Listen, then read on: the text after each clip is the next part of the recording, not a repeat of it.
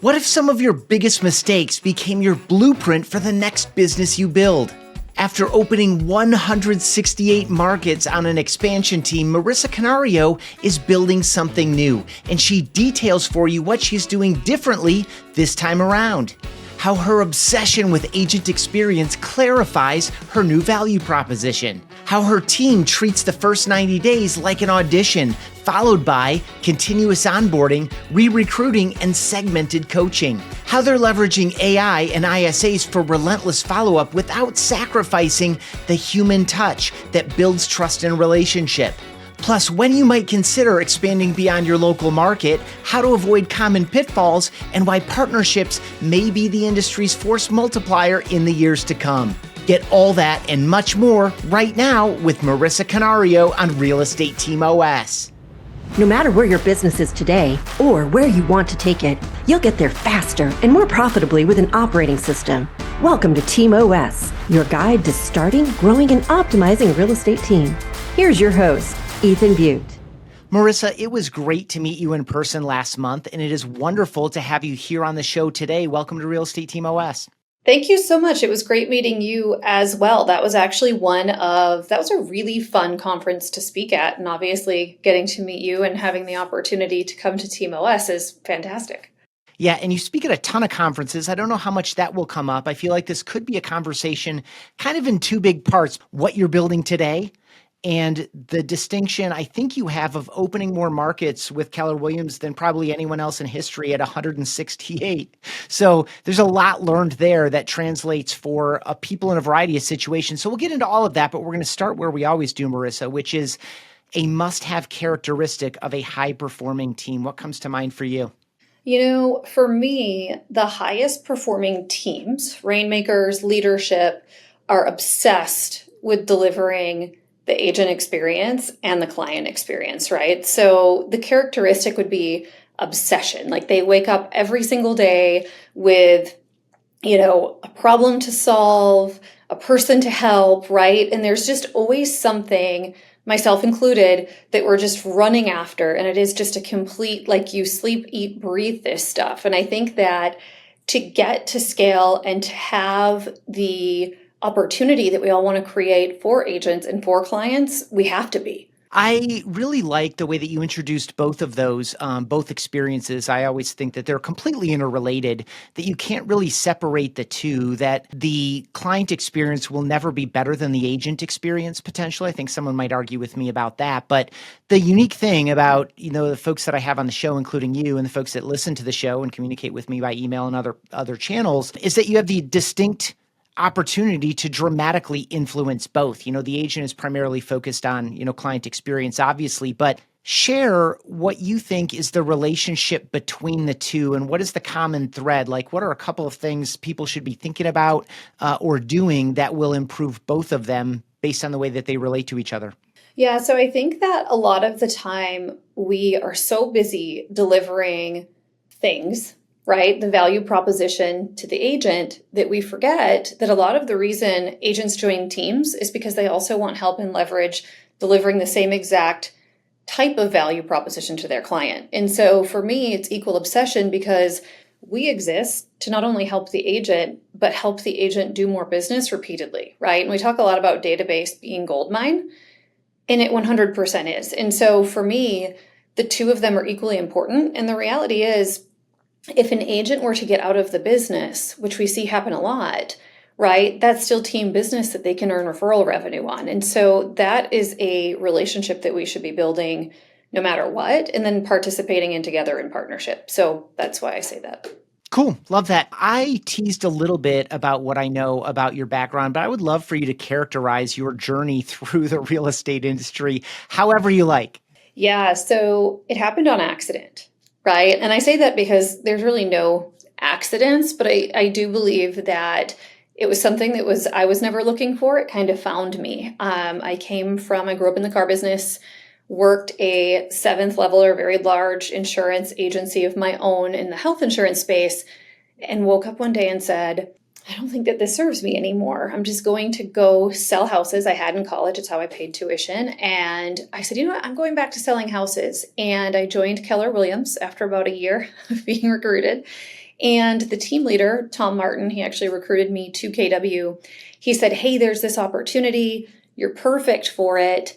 This guy's name is Cody Gibson. He's expanding, and I think that you could really do cool things with him. Just say yes to whatever the opportunity is. And I did. And what I said yes to was being an agent of the expansion team. And about 6 weeks later, I was an area leader. About 6 months after that, regional director. Year after that, had the whole East Coast. And then shortly after that, had the nation. So when I say it was kind of, I've always been a builder, but my journey in real estate is a little bit different than most, I feel, and it just kind of kept escalating, I like to say, in the best possible way. What does it mean to have a region and have the coast and then have the nation? Just give a little bit of detail there. And I know we'll get into some specific learnings as we get deeper into the conversation, but just characterize like what that means and like what did that demand of you? Like, what did you have to become, or who did you have to become, or what changes did you have to make to be successful as your perspective and purview and opportunity changed? Yeah, so initially, when you take over or run a territory inside of an expansion organization, you're recruiting, you're coaching, you're kind of acting as, in Keller Williams terminology, an operating principal and a team leader, and a productivity coach, and an executive level coach, kind of all at the same time, right? And so I started in the North Florida area, so like Jacksonville to Daytona Beach. I don't know that that required a ton of change from me because it was very similar to what I had been used to doing in the insurance business. And then all of a sudden we added the state of Georgia and the whole state of Florida and the states of the Carolinas, right? And so basically it was the same exact role, just ever expanding territory. And what that required of me, number one, was learning different selling styles, because what works in Florida definitely does not work in Virginia, right? And what works in Virginia doesn't work in New York. And so learning that, and then the different type of agent, right? And kind of catering coaching to that was really, really interesting. I did a lot of research on coaching, followed a lot of coaches. That was probably the most difficult for me, was kind of adapting to that style of coaching. I'm from Boston, lived in Florida, very direct. And so had to learn kind of that disc and all of the different things. And then of course, different markets, right? Because you could be selling in one market where you're in multiples, and you could be in another market where things are sitting for 6 months and they're both happening at the same time. And you're coaching to that, you're budgeting to that, you're recruiting to that. And that's a really big shift. And I was on the road most of the year.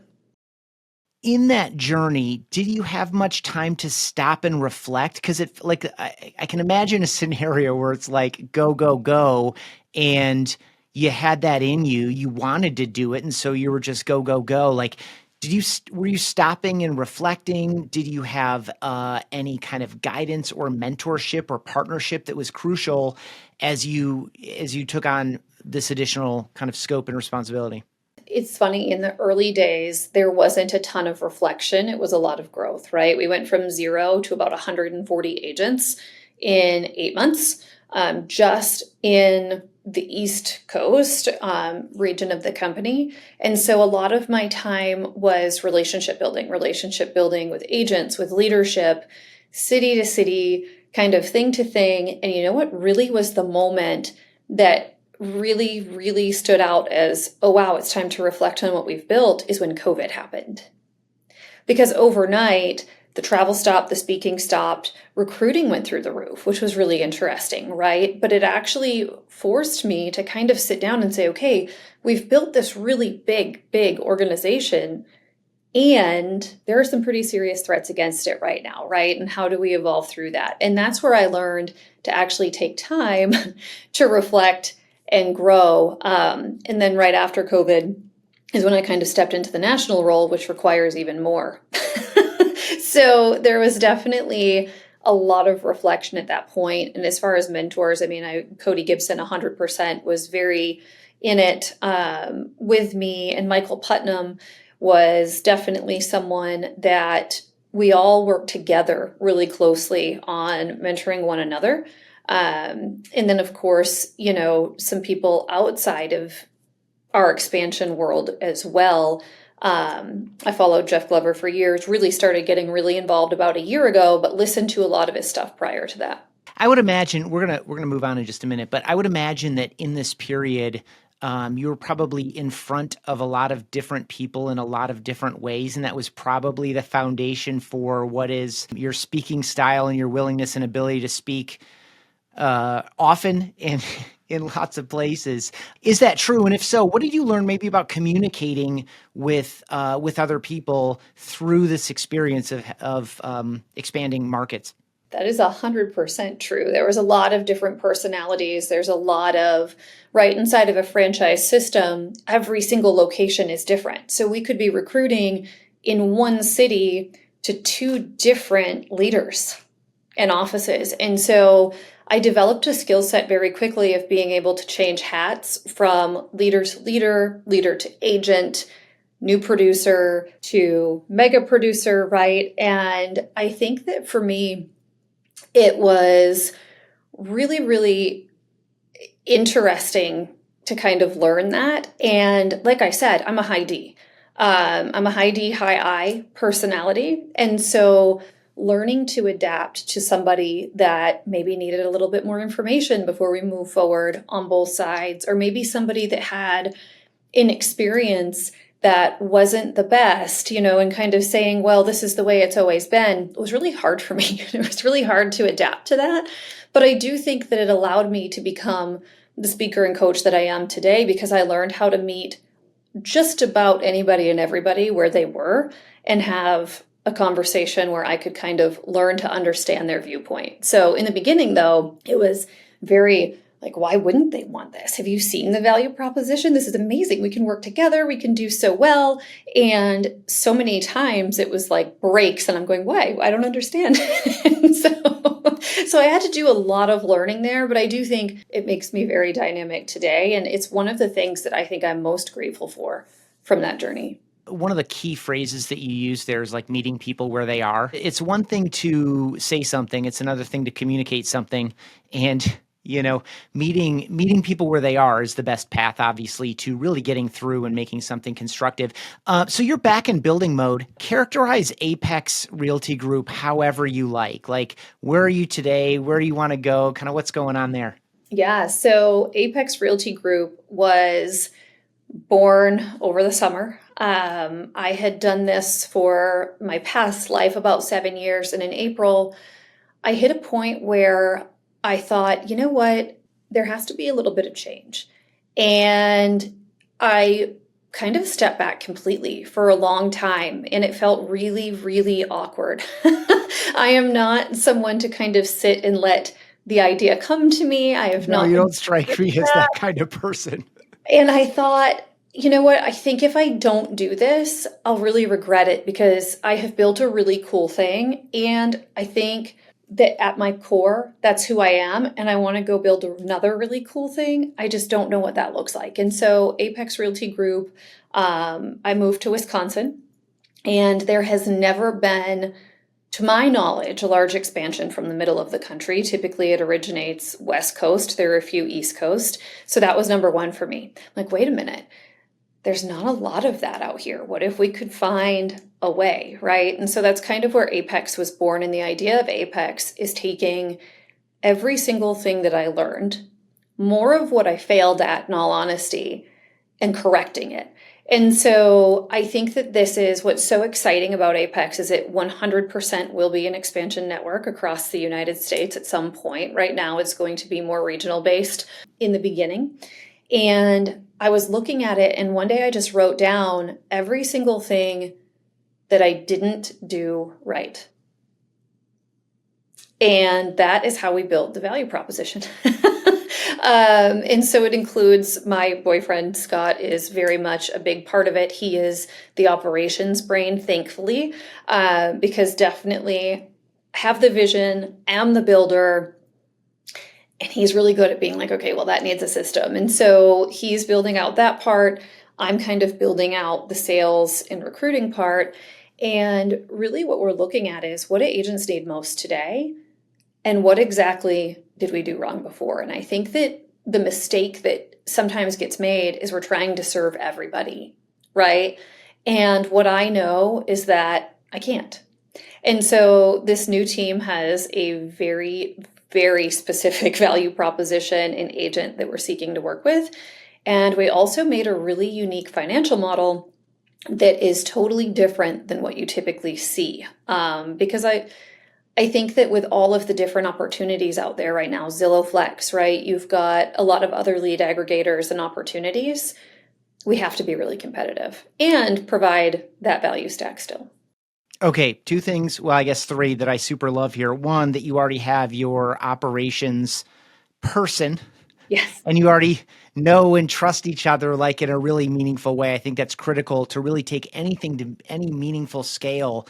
A visionary can only take it so far before, the cracks start forming and it starts kind of crumbling in one corner or another. And the other is that you're so clear on your value prop and your essentially agent avatar or ideal agent, or however we want to use that language, which I love this because it sets up exactly where I just little behind the scenes for you and for other folks. I don't make a list of questions I want to ask people, but I do make a conversation outline. Yeah. And the next thing on my outline is to talk about one of the biggest challenges that teams face, which is thoughtful, structured onboarding that's aligned with the recruiting message and the value prop. And so let's peel into that a little bit. Let's get into onboarding after we kind of get into what are some of the failures from the past that you're seeking to correct that have turned into a value proposition. And then from the agent avatar perspective, like who is that a good fit for?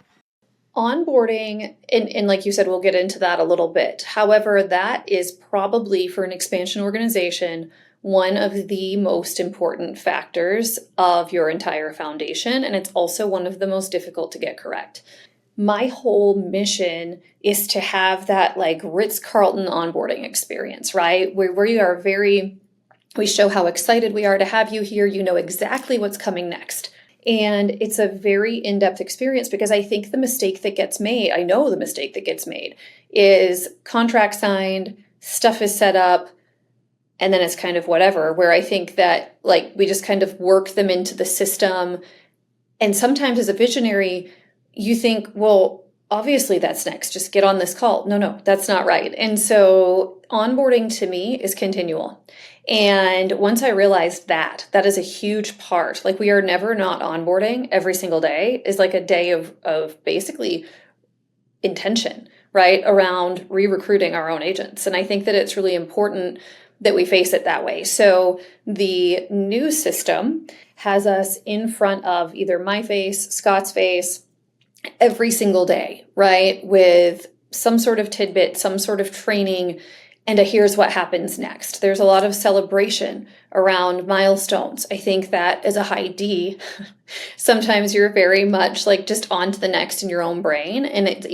I forgot a lot of the time what like true celebration, true meaningful celebration actually looks like. And so there's a lot of that. As far as value proposition, I mean, I think that a lot of us offer, transaction coordination, listing coordination. All of that is super important. And of course, that will all be there. One of the things that I learn most is around leads. And what's really interesting is that we always want to teach people to fish. However, in the new world of leads, right, I think both have to exist. And one of the biggest lessons I learned is that agents sometimes don't have the bandwidth to work something the way that they would need to get it to change, right? We know that right now the average lead takes like 21 attempts. I'm a local realtor in residence, so we're learning all kinds of things. And the average agent, if they're lead generating, if they're doing open houses, if they're going on showings, meeting with buyers, that's a huge flex even with automation.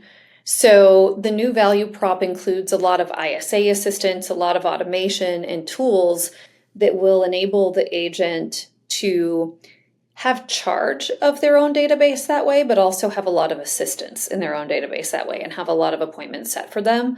Because I think that, the aggregators have all been on to something for a few years. And now we're there going, oh, that does work. That is a value piece. And the agents, in all honesty, love it. right? So that's a big piece of it for us, a big piece of it. And I wanted to have that really dialed in before we launched anything. We've used the term or talked about the concept of like re-recruiting, and it's like essentially staying in front of people. But this idea of like re-onboarding or constantly onboarding is a little bit fresh. So I'd love to hear a little bit more of the philosophy and maybe a little bit of practice there. Like, how is an agent who's 6 months in having a different but still an onboarding type of experience versus one who is in the first 30, 60, 90? Like, where does it kind of taper off? And go into just ongoing education and relationship and celebration. I like that too. What is the difference between, a 30, 60, 90 onboarding as most people know it? And maybe what are a couple of highlights of how you all do it based on what you've learned over the years? And then how does that transition but still continue into a different form?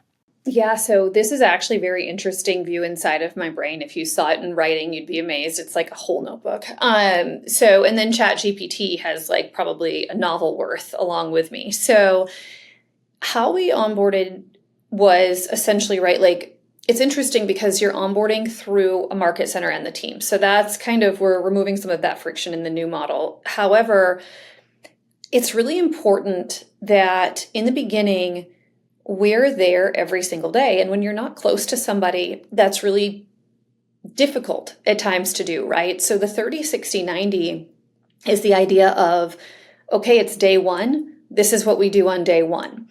And we have a really solid outline of this is the systems we're going over. This is when new agent orientation is. This is what we expect you to do today. Because the 30, 60, 90 typically applies to an agent who maybe doesn't know what that looks like, right? Like we onboarded so many people that are like, okay, I'm a real estate agent, now what? Right? And so the 30, 60, 90 is it's classes, it's masterminds, it's an outline of the ideal day. This is what we do from 9 to 11. A lot of the time we do it together, right? Because lead generation for a new agent is really scary. And so getting on a Zoom and everybody just going on mute, right? And making their calls. But then if there is a problem, somebody can kind of ask a question or come off mute and somebody can hop in there and answer. So that's really a big part of the initial onboarding. And so that goes on for quite a while. There's call reminders, there's quick videos, there's emails and text messages that are just very checking in on how the day went. Did you make those 20 calls today? All automated, by the way. Go High Level allows you to really, really do this. We did not have Go High Level before. We attempted midstream, very hard to do. I would encourage anyone listening, research different ways of onboarding. There's Monday, there's Go High Level, there's a whole bunch of things. Those are kind of the two though. And get that locked in, because if you try to switch midway, really difficult because there's always people in the stream, right? And then they're going, well, wait a second, why am I getting this? And then you're having to retrain your staff. So we are launching that with Go High Level. But the idea of essentially re-recruiting. And so after day 90 is like an interview, right? Days 1 to 90 are kind of the interview for your spot on the team. Yes, you're a member of the team, but we're really inducting you into, you just got behind the curtain on day 90, right? Because the thing that we tend to do is we kind of accept behavior as we grow that might not be in line with the value prop and what we're actually looking for. And so what we're doing with Apex is the first 90 days is 100% your audition. And if at any time at the end of the 30, at the end of the 60, or at the end of the 90, you don't make it, okay, great. That's okay, right? And you can still be part of the brokerage. This might just not be the seat for you. And then what happens on day 90 is now we start a different level of coaching, right? Now we start a different level of training. We start celebrating. Did you make your number of contacts today? We do little certificates. There's celebration on the calls, right? First closing, agent gets a gift because at day 90, we should be coming up on that, right? We should be kind of in the realm of that. So we're celebrating, first closing from Ylopo, first closing from Zillow, and so I think it's really important to do that because, like me being a high I as well, most agents are. And so celebrating that is really important, and that's part of re-recruiting, but so is showing up. And I think that coming in and, sending a random video, checking in on them, giving them a call that's kind of off schedule. That's all part of it, to check in on their experience, because I do think that like month 6 is the time when maybe it's not going quite the way we thought. I haven't closed 20 houses yet. What's happening here? In this market, maybe I'm having to make 20 more dials to get to the number I want, and I'm tired. And so that gives us that access that we can start working on that with the agents before it becomes a problem. Is there any variation in that first, 6 months or so for, let's just say, I'm air quoting experienced agent, because that means a lot of different things, versus a new agent? Is there any variation there? Do you maybe break them out separately in masterminds? Obviously, commingling experienced with new is probably helpful. How do you think about that aspect of it? Yeah, so we commingle on sales calls. That's about it. Every single other thing is segmented, because I think that the conversation, and a lot of the time what happens in network expansion is you're having the same conversation with the same group of people, and half of your people are going, why are we talking about this? The other half of the people are going, well, I haven't even figured out how to log into Follow Up Boss yet. And the conversation is never in step with where anybody is. And so what we have done is we have segmented out, what does coaching look like for each? We kind of have 3 buckets, if you will, where we have new agent, we have experienced enough to be dangerous agent, right? And then we have kind of our more experienced or veteran agents. And what's interesting about that is that sometimes someone who's been in the business for 10 years may actually be going to the new agent training just based on kind of numbers and what they need to know and learn. And so we have completely segmented out education. Like I said, we do the sales calls together, we do the celebrations together. But one thing why we added so much in celebration is because what I learned in the format we used to do is the same people were winning the same awards over and over and over again, which is why we've added things like hitting numbers or getting your first, YLOPO or Zillow deal under contract, because you start seeing the same faces and the agents are like, well, I can't ever get there. I love the way you're thinking about that segmentation. One thing I've probably said more than once on this show is experience is not expertise. So you may have been doing it for a decade, but that doesn't mean that you're as good as someone who's been doing it for 2 or 3 years, who's dedicated themselves a different way, maybe had some more natural talent and is just out of the gates a little bit more successfully. So let's go to the ISA side. So when we kicked off Techtember, which is a great 5-episode series featuring 10 guests, we turned September to Techtember on Real Estate Team OS. Episode 1 is with our mutual friend, Tiffany Galzenis. And I don't know if you know Kyle Draper, building a team in Southern California with LPT. But they both talked a bit about AI voice and texting via YLOPO, TCPA compliant, of course. Talk about ISA. Are you leveraging some of those AI-based tools? Just talk about what you're trying to do for an agent from an ISA perspective. Yeah, so 100% utilizing AI text and voice, as well as the Maverick system. And so I'll get a little bit into that. I believe that, and I am a full convert. I was not super sure about AI. We've worked with a couple of lead generation companies, and I was never really sold because it would work and then the client or potential client would answer and it would just kind of veer off completely away from their answer. And so when I sat down with G, he showed me how it worked, and I said, oh, this is something. And now they're on version 3 or 4 of this, and it's so incredibly smart. And one thing that we've learned is that an agent cannot stay in touch with their database at the level that the AI can. It's just not possible, right? The AI's only function in its existence is to get people to answer, right? And so one of the big things for us is 100% utilizing that.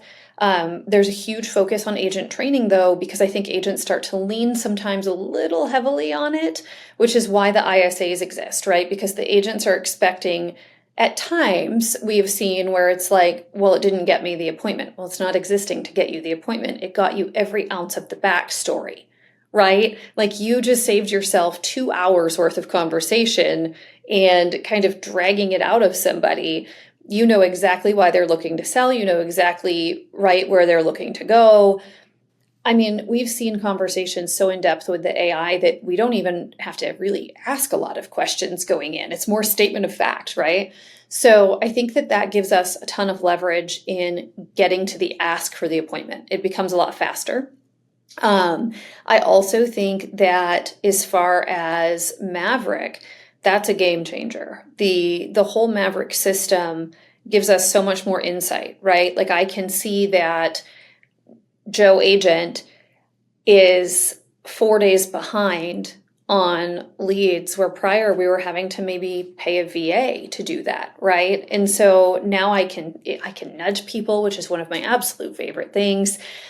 We can not only listen to their calls but grade them, and so we're able to coach a lot more meaningfully because we can grab a phone call that they scored a 2 on and have a conversation, right? And compare it to the conversation that they had a 10 on, and just kind of have them go through that self-actualizing coaching, right? And so those have been absolute game changers in both systems. And for me, I think that if you're not utilizing it, you're missing a really big opportunity. And I think now with the partnership with Zillow, it allows, right? Like Maverick has been a game changer for Zillow teams because they actually have a lot more insight into the database and can help the scores. And so for us, it's important to have all three. What do you think in general? What are some things agents should always be doing and getting better at? And what are some things that you think agents are still doing? Because, when you were talking a little bit about like, it didn't set the appointment, I'm like, you triggered my get off my lawn guy. Like, you don't know how it used to be, that kind of thing. Like today and going forward, and as you're designing Apex and building out all these systems, what are some aspects of the agent's role that you think are super important to always stay focused on, to spend time on, and to truly become expert at? And what are some things that you hope fall away and that you're looking to continue to like provide leverage behind agents so that they can be in those better functions? Agents have to be continually improving their in-person presence. I think that sometimes what we hear is that we have AI to utilize these tools for us, where in my mind, AI is the best leverage you could possibly have, and it actually makes you more powerful in person. And so one of the things that we really push agents to work on is, what is my presence out in the world? How am I communicating with my community? Am I going to real estate events or am I going to community events? And for me, I put a huge emphasis on utilizing the AI 1,000%. Use it in your, obviously we use it with FUB and Ylopo, use it in your social media posting, use it in your blog posting, but do not allow yourself to be replaced. In fact, get out there more, because in-person influence, this is an in-person business, right? And so augmenting the AI superpowers that, but I think it's really important that agents get more into that. And so what's interesting is that a lot of the time the phone was the piece, right? A few years ago, where it's like, pick up the phone, please. Like, we have to contact people. Now it's pick up the phone and get out there in the community, host things, promote yourself, do those sorts of things. So I'd love to see more of that. And what I would love to see less of is kind of hiding behind the computer or the keyboard, right? And that's one of our biggest focuses. Because people, you don't take market share. You don't. I think that it has become really easy to accept a lead, work it, and then go close it. But traditionally, that's not how it always works, right? And so we have to get out there and have more of those conversations. So our big thing is using the leads, but also high touch. We do physical thank you cards. I actually got this idea from Jim Hill at Ylopo. People put in their address for the seller report, sending them a thank you card with a QR code to their seller report. Like, we do a lot of that high touch. If we have their birthday, doing that stuff, it's really, really important on top of everything else. I love it. I really appreciate the balance of the scalable and unscalable. What is unscalable is what truly builds trust and relationship. I think the phrase you used was like, behind the computer or behind the laptop or behind the keyboard or whatever. All of that can be faked and, multiplied and automated and synthetic and artificial, et cetera. Not that it can't be done well, and not that those tools can't be used properly, but the thing that does not scale is me getting out and talking with you and having a conversation that does include maybe a lot of real estate, but maybe includes other things as well. And if you're talking about leaving an impression, building real trust and having people want to say, oh, you got to talk to her or you got to talk to him. Like if you want to be that person, the emotional connection that's built there and the way that it triggers memory and recall can't be faked. And it also can't be flat or synthetic. Super good. Okay, I want to switch topics really quickly before I run out of time asking you a bunch of follow-ups on what we've already covered. For you, designing a new organization with expansion in mind is natural because you've done it, for years, and you've done it at a very high scale and you've learned a ton along the way. But I know that there are people watching and listening. We've had folks on the show that maybe opened in this market and then expanded into these two other markets. And I know that there are folks watching and listening that are wondering, is this for me? What's the right step? How do I know when my foundation is strong enough that I can expand it to another market? And essentially, I have my business boxed up and I can run some of it centrally, but then I can decentralize aspects of it and put it into, adjacent cities or even adjacent states. But I don't know when I'm ready for that. I don't know what exactly it takes. When is go time? So start wherever you like with, should I consider expanding? What questions do you have for me to help me say yes or no? So expansion is really interesting. I tried one market. I really did. I was like, I'm going to just one market, and there's nothing wrong with that. It's amazing. Huge, huge teams are based in one market. And ultimately what I discovered is it's not who I am. And one of the things that I think you really have to ask yourself is, are you slightly irrational? And when I say that, right, it's one of those, do you dream so big that you can't possibly keep it in one location? Like, do you keep going back to, oh, if we did this, I'm in Milwaukee. So if we did this in Milwaukee, I could stretch an arm to Madison, but then maybe I could also go to Chicago, which is close to Indy, which is close to Cincy. I could also go to Detroit while I'm there, right? That's just kind of how my brain works. And so when you're thinking about agents and deliverability, are you thinking bigger constantly? Because what I can tell you is if that thought keeps creeping in, it's never going away. And when I say irrational, it kind of is irrational. My mom is an agent and she still asks what I do for a living. And I don't think, she's like, I just don't understand. I don't get it. I'm pretty sure she thinks it's not legal, right? I'm confident. And, I think that at a minimum, it's not a real job. Yeah. What are you doing? Why don't you just sell houses yourself in the market you're in? I mean, yes, right? I think that you also know if you're ready for expansion by your network. And so I know a lot of people who have this massive referral network. And if you can create, to your point, Ethan, a business in a box, if you can create scale around that, it's a lot better for them to be in your world than outside of your world. There's a lot more controllable there. And I know so many agents with such a huge network. You go into any of these referral groups, you see the same people recommending the same people all the time. That's because that's your network, right? So I would look at that too, because if you're not known as well by agents in an area, it will be very, very hard to scale. So that would be my next thing is when you're determining a market to go to next, who do I know?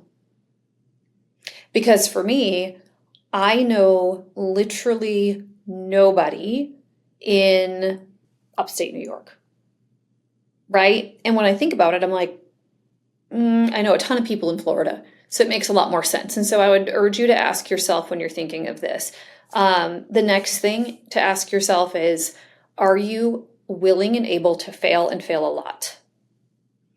Because there is no room for ego inside of expansion, none, because it will get trampled every day. It's one of those things where it's like, oh, I really thought that was going to work, right? And then you're like, and it didn't even come close. It didn't even tick. No one even, yeah. So you have to be really willing to learn and fail a lot. And you have to in a local team, but when you branch out, different states, different rules, you have to be ready. You also have to have some money because things happen in other states and you will mess up occasionally, right? As much research as you do, I'll tell you the most litigious and hardest state in the country from a board perspective is actually Louisiana, not California. And so you learn things like that. And so I would urge anybody that is looking at that to start looking at barriers to entry as well. Like Mississippi, the team needs its own broker, even if there's one in the market center, or office. So you just definitely have to be sure to work through that as well. Like those are really big questions that need really big answers before you could decide to just jump in. It's funny. I had Sam Karamian on the podcast recently, and Sure. your irrationality was, I think he described it as pig-headed determination. And that 100%. blends like your own kind of what you shared on, this irrationality around like big vision. It's never going to go away. You got to start honoring it. But then at the same time, you have to be prepared to mess up a ton. And so anyway, pig-headed determination came to mind as you were All describing things are true. And I love Sam. And Sam has really done it too. I mean, I actually just heard him speak, and to watch what they have done with Big Block is absolutely incredible. Yeah, it's interesting. I feel like I'm going to turn this into like one big question. I feel like I've had a number of folks on the show like you and Sam, thinking of Keith Anderson with Space, these folks that are really looking like it's not, I'm bored of, being a top organization in my market. It's I have this vision that I want to improve, like going back to even what's compelling you is you have a very clear vision about what client experience and agent experience should be like, and the way that those should work together to make better, happier clients and better, more successful agents, and hopefully happier agents too. And for you, part of that is like, it's not going to be a thing unless I can take it into the markets where it makes sense for me to take it and keep going and learn and fail and learn and fail. Fortunately for you and for our viewers and listeners, you have a lot that you've learned in your past experience that you can bring to that. So you'll probably fail in different ways and maybe fewer ways or bigger ways. So it'll be interesting to see how this plays out. But what do you think about the future of teams in general in light of the idea that people are thinking team not just to dominate Orlando, Florida, but to dominate the Southeast United States, everywhere where I have a friend or a partner, like, is that a thing, or is that just like, is that the, 1 or 2% of you who are like, I just, this is how I need to do it? I think that the evolution of the team 100% increases the 1 to 2% to more like 10 to 15% in the next 10 years or so. And why I say that, I think that the general direction of the industry is, we're seeing it, mergers, acquisitions everywhere. And what I think will end up starting to happen will be a really successful team at the border of Wisconsin, for instance, can sell in Minneapolis, right? They can sell Twin Cities. And so they're up against some threats and they say, oh, hey, big, huge team in Minneapolis, why don't we join forces? And I think that's how you're going to see a lot of expansion start to accidentally happen, in all honesty.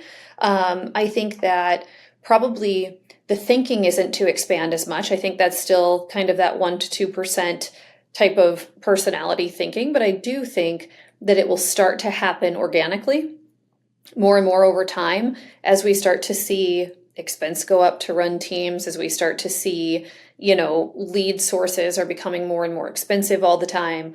I think you'll see a lot that way. And so I think that in the next 10 years or so, you'll start to see far more teams growing in space-wise. Funny that I said space after you said space, but that's a great name. Like I actually just spent the week with Keith and Isaac. I was like, that is the best name ever because it's just used so commonly. Like we all just kind of use it all over the place.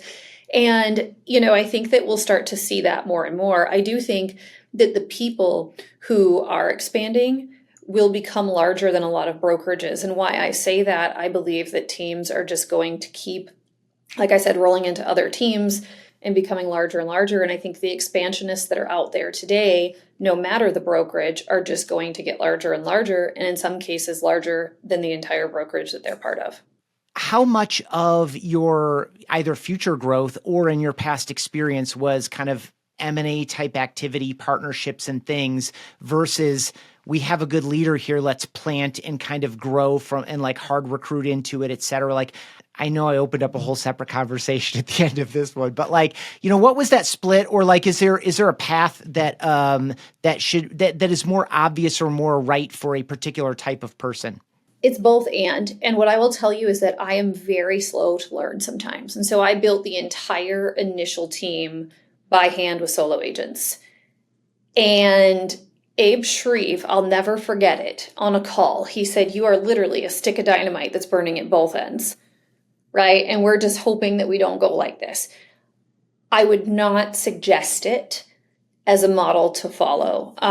It worked at great expense to me, right? Mm-hmm. And I think that the M&A space, some of the best locations and launches that we ever had were with M&A teams. And so we were not a team that did a ton of M&A, but where we did it, Grand Junction, Colorado, SoCal, and Hawaii, we had a lot of very early success, and we didn't have to go through a lot of the growing pains that we had. And there's so many, I think the perfect identity for that, somebody who runs a 3 to 6 agent team, they already have leadership, they already have, some influence in the community that they're in. Typically, they don't really want to do it anymore, but they do like aspects of leadership. And so that is kind of the avatar that we are seeking today, right? And then recruiting, either they recruit or we recruit to them, but then we kind of have that solid culture there on the ground that saves you about 1.5 years of work and a whole lot of heartache. And so that's important to me, because if you say, okay, I'm going to Atlanta, and you hire an agent in Atlanta and there's nobody else there for them. Agents are very social creatures. And I think that we tend to, okay, well, we've got this agent, we're ready to fly. No, you really need at least 2 to 3, maybe 4. That is, for me, a huge, huge way to do it. And they don't typically lose their identity. Typically, a small team owner has a bigger revenue opportunity with you than they currently have, just because of the environment that we're in. And so I think it's a mix of both. And I can tell you, I got the certification in doing it the other way and never again. Yeah. Okay. So much good stuff there. I so appreciate your time, Marissa. This has been fantastic. I do have 3 fun pairs of closing questions, and I do want to let folks know where to reach out to you, whether it's for coaching, whether it's just for like connection, whether it's, whatever they're motivated by. So the first fun question, I think it's fun anyway, is what is your very favorite team to root for? Team of any kind besides Apex? Or what is the best team you've ever been a member of besides Apex? So my favorite team to root for, I've got to tell you, I mentioned Jeff Glover earlier in this interview, and I have been a huge fan of watching them build, because they do exactly what they teach. Like, if you want to see a person who practice what you preach is absolutely 100% instilled in your business, it's Jeff. And so watching them grow, 1,000 units a year in, the state of Michigan, and they're doing it exactly from the way he's talking about it on stage inside of Glover U. And I have a ton of respect for that, because it doesn't happen a lot. And it's not purposefully not happening. It's that there's so much going on that we tend to sometimes come off of that. And they are fiercely protective of practicing what they preach. And I love that. And their agents stay and they are happy. And it's just a really cool thing to witness. Yeah, I love it. And I love that essentially the integrity that you highlighted there, like the consistency throughout it. What is one of your most frivolous purchases? Or what's a cheapskate habit you hold on to, even though you probably don't need to? I purchase a lot. I like to buy things. But I'm cheap. So you know how like a paper towel roll or like a toilet paper roll, like you better utilize every last scrap of that. Like if you Yeah, I know that last piece has glue on it. Put it to work. 100%. Like that is 10 cents. And we go through how many of these as a house of 6? Like, come on. And so I am like, if I see, the other day I was walking through the kitchen and somebody had thrown away like a Bounty roll and there were 2, like, how they have the thing. I mean, it literally just causes me to my eye twitches and I'm going, these things cost money. Do you think we're making money? And the kids are like, well, I think we're going to be okay. I'm like, no, you don't understand. This is right. This is a big deal. So that for me is everybody makes fun of me for it. I am really cheap like that. Same thing with like anything in a bottle, like a lotion or a cream or like ketchup. I don't care. Like you are going to empty that bottle 100%. We bought it. Yeah. You have not leveraged gravity well enough. We're going to solve this issue. 100%. There is a way to penetrate this bottle, even if I have to cut the top off. Conditioner. My daughter the other day was like, I can't get my conditioner to squeeze out. I'm like, put some water in it, shake it up. There's some left in the bottom. Like That's a pro move. You know what? The bottom of a shampoo bottle with that move becomes body wash. Exactly. Yep. So that's two things, but those things I don't care how much success there is or how financially stable we are. That will never leave me. That's amazing. Okay, now that you're not a stick of dynamite burning at both ends, how do you invest your time? What does it look like for you to invest time in resting, relaxing, and recharging? Or what are you doing? What does it look like? What are you doing when you are investing time in learning, growing, and developing? So I have 4 children. So rest and relaxation is not really on the list. 3 of them play sports. Another one's going to be a senior next year. So that looks a little different these days. So we'll go with growth. I spend a lot of time challenging myself. I used to learn only about business. I read. I'm a voracious reader, and I would tend to only do business stuff. And so what I've challenged myself for is a lot of different I've learned a lot from Jay Shetty. I've learned a lot from Joe Dispenza, actually doing a Joe Dispenza retreat. So it's so important for me to continually learning about me and kind of my development, but also if I'm building this big, big empire that helps people achieve their dreams, who do I have to become to do that? And so I've spent a lot of time on psychology, a lot of time on kind of motivation and success habits, to the point where business reading, training, learning it's still there, but it's actually more on the development side now. And I am a firm advocate of that. That's huge for me. I love that. I feel like you're going upstream of success, and same thing for me. I used to spend a ton of time reading business books, kind of at the intersection of kind of 2 zones, business and communication and psychology, and a little bit of business and sustainability. But then when you kind of step out and it's not just in a business context, I feel like you're going upstream and you can tie the threads all back anyway and apply it all kind of downstream as you need to. So I love that. I love to hear that. Okay. Where should someone, now that they've spent all of this time with us, where should they go to connect with you, learn more about you, engage you in any particular way?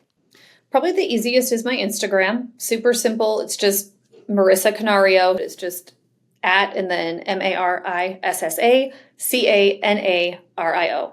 I feel like that's increasingly becoming the answer.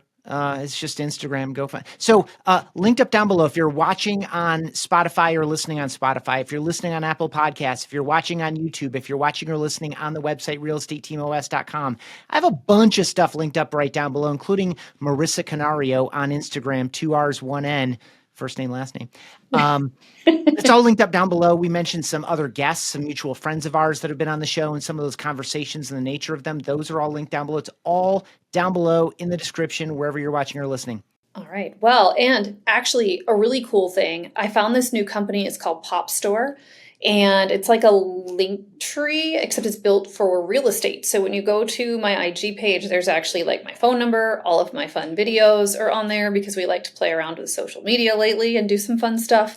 So will give you more information once you're there. Awesome. So I'm not going to link that company up. What I'm going to do is send you to Marissa's Instagram where you can experience it for yourself. Marissa, this has been awesome. I appreciate you. There's so many questions I still have for you, so we'll have to do it again. And I wish you continued success getting this new build to the place that you really want it. Thank you so much for having me, and I can't wait to come back. This has been a great conversation. Thanks for checking out this episode of Team OS. Get quick insights all the time by checking out Real Estate Team OS on Instagram and on TikTok.